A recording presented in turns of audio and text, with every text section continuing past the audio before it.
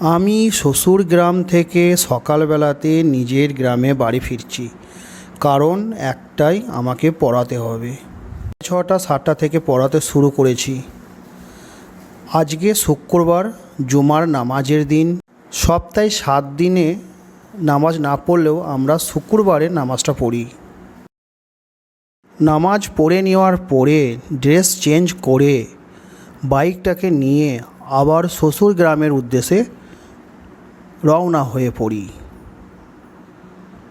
হ্যাঁ, আমার শ্বশুরবাড়ি আমাদের বাড়ি থেকে মাত্র 10 কিলোমিটার দূরে অবস্থিত।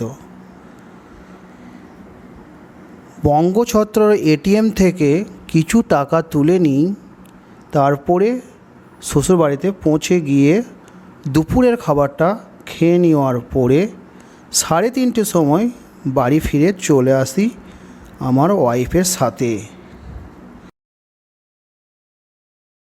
এবং টিউশন পড়াতে চলে যাই। পরের দিন আমাদের মড়াইয়ের ধান বিক্রি করে দেওয়া হয়।